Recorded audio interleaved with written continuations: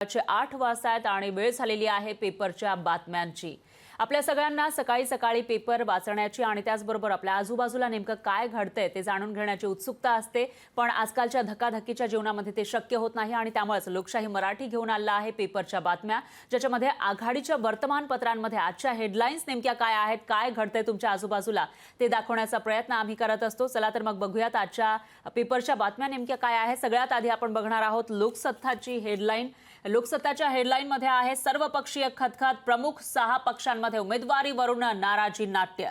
सध्या जे काही जागा वाटपाचा तिढा सुरू आहे राज्यामध्ये त्यावरून भाष्य करण्यात आलं आहे लोकसत्ताच्या या हेडलाईनमधून। तर लोकसभा निवडणुकीदरम्यान राज्यातील सर्व 6 प्रमुख पक्षांमध्ये उमेदवारी देण्यावरून अंतर्गत खतखत अनुभवास येते। उमेदवारी नाकारण्यात आलेल्या इच्छुकांनी बंडाचं निशाण फडकावलं असल्यानं त्याचा फटका अधिकृत उमेदवारांना बसण्याची शक्यता आहे। सत्ताधारी भाजप आणि शिंदे गटात हे नाराजी नाट्य अधिक रंगल्याचं चित्र आहे। काँग्रेसमध्येही मतदारसंघ आणि उमेदवारी अस्वस्थता शमलेली नाही। अखेरीस महाराष्ट्राचे राष्ट्रवादीचे दोन्ही गट आणि ठाकरे गट या पक्षातही काही प्रमाणामध्ये नाराजी असल्याचं या बातमीमध्ये म्हटलेलं आहे।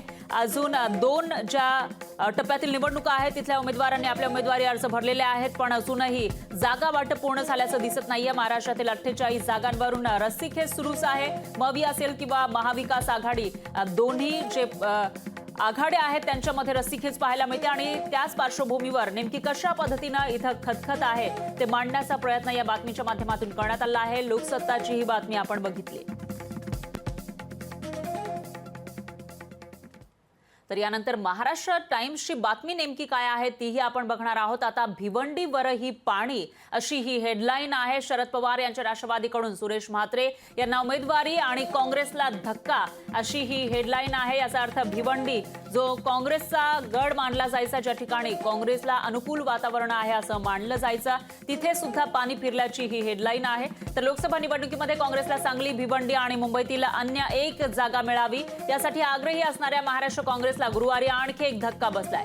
राष्ट्रवादी शरदचंद्र पवार पक्ष याने गुरुवारी भिवंडी मतदारसंघासाठी सुरेश म्हात्रे उर्फ बाळ्या मामा यांना उमेदवारी जाहीर केली आहे या पक्षाकडून। त्यामुळे आपल्या पक्षानं सांगली पाठोपाठ आता भिवंडीवरही पाणी सोडल्याची चर्चा काँग्रेस कार्यकर्त्यांमध्ये सुरू झाली आहे आणि ते सांगणारे महाराष्ट्र टाइम्सची ही बातमी आपण बघतोय।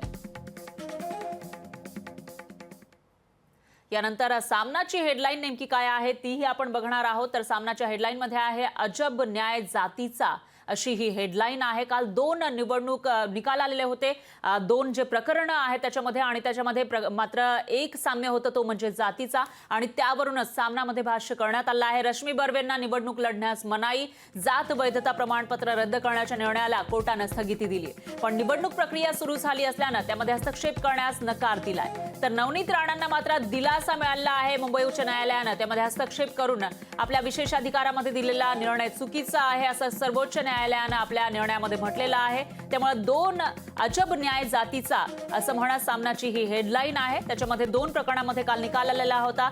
एकीकडे सुप्रीम कोर्टामध्ये नवनीत राणांना दिलासा मिळाला आहे, दुसरीकडे रश्मी बर्वे यांना दिलासा मिळाला असला तरी देखील निवडणूक प्रक्रियेमध्ये हस्तक्षेप करण्यास न्यायालयानं निकाल दिलेला आहे, न्यायालयानं नकार दिलाय। यानंतर आघाडीचं वर्तमानपत्र गुजरात समाचारची हेडलाईन नेमकी काय आहे तेही आपण बघणार आहोत। संदेशखळी इथल्या महिलांवरील अत्याचार अत्यंत लज्जास्पद अशी ही हेडलाईन आहे। संदेशखळीमध्ये नेमकं काय घडतंय ते मांडण्याचा प्रयत्न या बातमीच्या माध्यमातून करण्यात आलाय। कलकत्ता उच्च न्यायालयानं गुरुवारी पश्चिम बंगालच्या मुख्यमंत्री ममता बॅनर्जी यांच्या सरकारला फटकारलाय।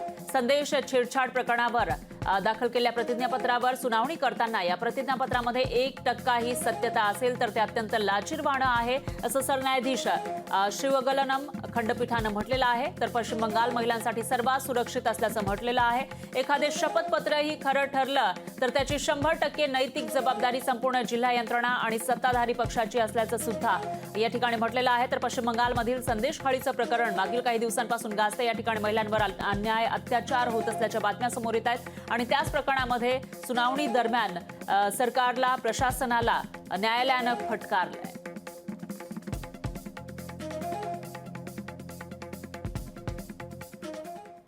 तर यानंतर टाइम्स ऑफ इंडियाची हेडलाईन नेमकी काय आहे तीही आपण बघणार आहोत। भविष्याबद्दल मतदान पण तरुणांना रस नाही अशी ही हेडलाईन आहे। भारतातील सर्वात तरुण पात्र मतदार हे 18 किंवा 19 वर्षांचे आहेत आणि त्यांना निवडणुकीमध्ये मतदान करण्यामध्ये फारसा रस नसल्याचं दिसतंय. देशभरातील 40% पेक्षा कमी लोकांनी मतदानासाठी नोंदणी केली आहे. उत्तर प्रदेश, बिहार, दिल्ली यासारख्या काही राज्यांमध्ये 1/4पेक्षाही कमी नोंदणी झालेली आहे. तर याच तरुणांच्या भविष्यासाठी ही निवडणूक होणार आहे. त्यांचं भविष्य या निवडणुकीतून ठरणार आहे. पण त्याच तरुणांना याच्यामध्ये रस नसल्याचं दिसून येते, कारण मतदार नोंदणी कमी झाल्याचं भाष्य या बातमीतून करण्यात आलंय.